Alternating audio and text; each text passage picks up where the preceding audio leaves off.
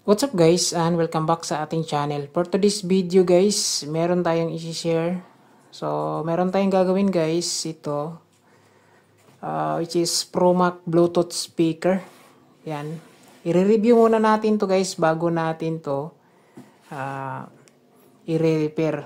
Yan. Bali na buksan ko na to guys mga last month. Yan. So, dahil wala lang tayong choice na ma-repair itong Bluetooth speaker na to is papalitan natin ng bagong mainboard. Yan. Kasi wala siyang spare parts sa mismong ProMac or sa Shopee. Walang binibenta. So, ito pala guys, ProMac. Ito yung harap niya. Naka metal screen. Yan. Maganda yung kanyang pinaka-box mga guys. Makapal na plastic. Yan. Sa likuran guys, ito yung nakalagay ProMac 2.1 channel na party cube. Which is yung model niya is PC2165G. Yung nakalagay dito guys ay meron siyang built-in battery na 14.8 volts with 200 milliampere with output power na 300 watts plus 10 watts times 2 RMS.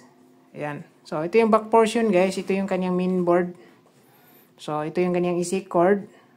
So, meron siyang microphone input plus drive input. Ito yung kanyang pinaka-display guys. Tapos, mic volume ng bass, tsaka volume ng treble. Meron din siyang auxiliary guys, Tapos, sa upper portion guys, meron siyang handle. Makapal. Tapos, meron siyang volume ng Eco effects. Ito naman yung kanyang power port button. Tapos, buttons na po ito kapag ginagamit na natin. With switch ng ilaw. Ayan. Sa ilalim guys ito, naka-straight yung kanyang rubber feet. So yung problema pala nito guys is wala nang audio yung kanyang tweeter. Bali yung tutunog nito is yung pinaka-subwoofer na lang kasi sira yung kanyang amplifier ng tweeter. Separated kasi yung amplifier niya, meron siyang sariling amplifier itong subwoofer. Tapos yung kanyang tweeter niya guys, meron din siyang sariling amplifier. Ayan. So papakita ko sa inyo guys yung laman. Ayan. Medyo natagalan kasi ito guys kasi matagal ako naghahanap talaga. Wala talaga ako makita na same size nito guys or same board na ipapalit natin. Ayan. Kasi mahirap na talaga ito i-repair guys. Galing na kasi ito sa pinagbilhan ni customer. Yan. Almost 2 months lang siguro nagamit nila. Nung nabili nila guys. Nung nasira, binalik nila sa store na pinagpalitan nila. Yan. So ngayon, hindi na raw gagana. Sira na daw. Ayan. Bali, turn on ko muna guys Bali yung power switch niya. Ayan. Ayan. Bali, yung tutunog nito is sa buffer lang. Yung tweeter niya is wala na. Ayan. Papakita ko sa inyo itong board niya.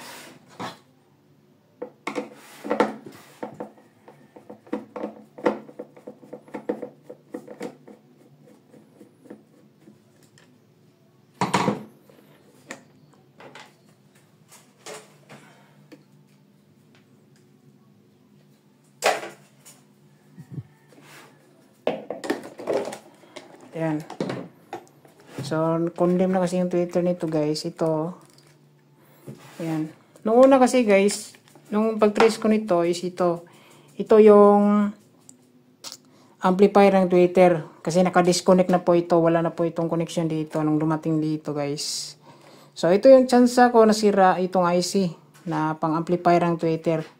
So, ngayon dahil walang available na IC sa Shopee. Ito. So, bumili ako ng amplifier kit.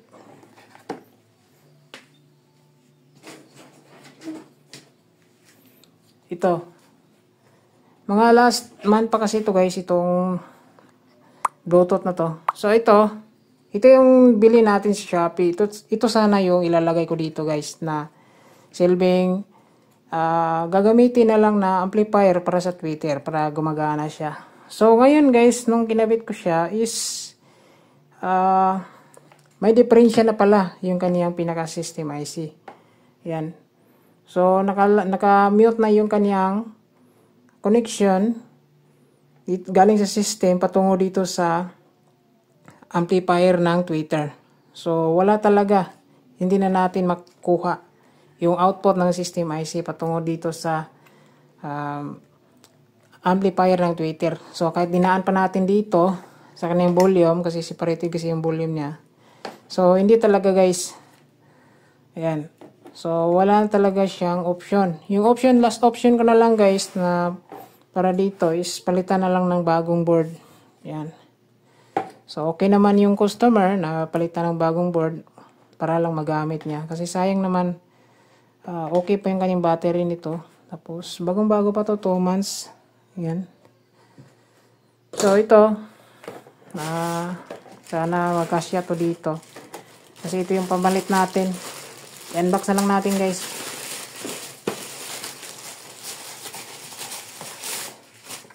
So, ngayon lang ito dumating. Itong board na to. Ayan o. Ayan. Ito yung palit natin guys. Malakas naman to. Tapos 12 volts to 24 volts yung required dito na supply. So kagandahan din kasi dito is pwede siya sa 220. Pwede natin saksak sa kuryente. Pwede rin sa battery. So kung gagamit ng battery is meron namang battery to. Kukunik na lang natin dito guys yung kanyang battery. Bali wiring natin to. Yung kanyang subwoofer. Tapos yung kanyang tweeter. So pangalawang order ko na to kasi yung order ko na order is hindi magkasya. Yan, so ito, kasya na to. Kasya na siguro to kasi sinukat ko naman to guys bago ako na in-order nito. Yan. So babaklasin ko muna. So wala na tong function itong board na to, tatanggalin natin. Yung matitira dito is yung speaker tsaka Twitter na lang. Ayan. Tapos yung dito sa taas hindi na to magagamit. Wala na tong function. Yan, so baklas muna tayo guys.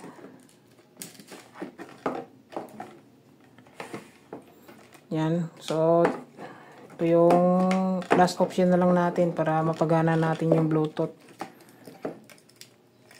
Kasi sayang naman hindi magagamit.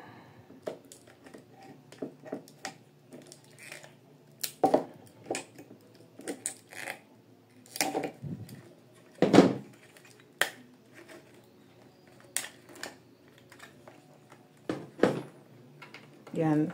So, update ko kayo mamaya guys. I-trace ko muna yung mga wirings ito. Tapos, baka magkasya na to. So, stay tuned lang po tayo. So, ito guys, na kabit na natin. So, saktong-sakto guys, nagkasya po siya. Ayan. So, nakascrew na po yan guys. Tapos, madali lang naman to i-wiring guys. Yung kanyang connection. Meron akong tutorial yan sa mga previous vlog natin kung paano i-connect yung Bluetooth module sa speaker. Yung ikabit lang ninyo guys, yung speaker lang, tsaka yung Twitter. Tapos dito, dahil may goods pa naman yung battery nito, is kinabit ko na lang. Yan, so double purpose yung paggamit nito. Kung gagamit siya ng battery, is power on niya lang to. Yan. Yan, try natin i-volume guys.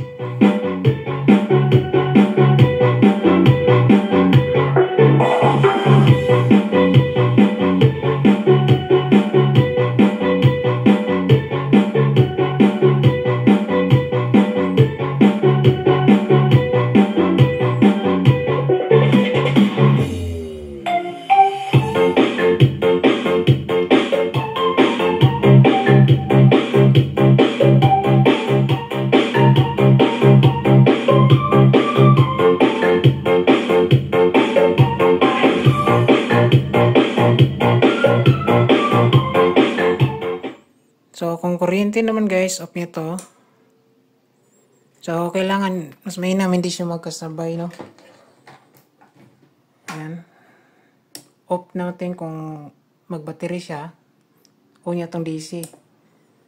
Ayan.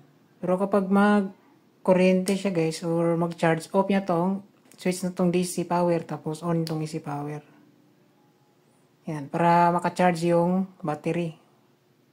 Play muna tayo ng music.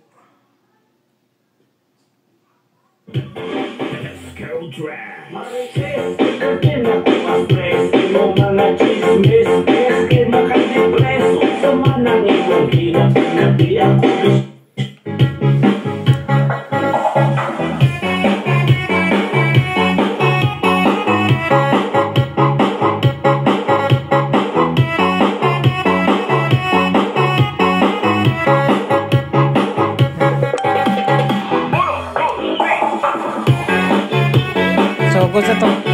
Yan lang guys. Maraming salamat. God bless.